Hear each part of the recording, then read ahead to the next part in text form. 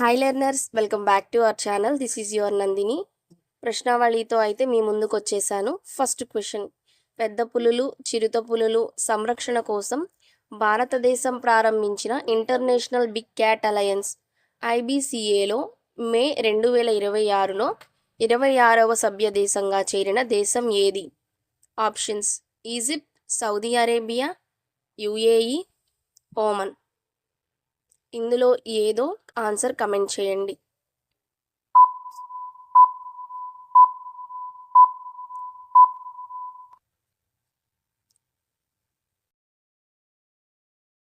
Answer second one, Saudi Arabia.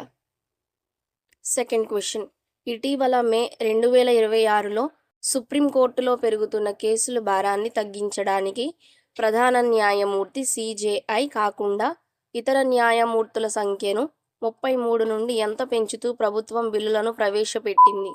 35, 36, 37, 38.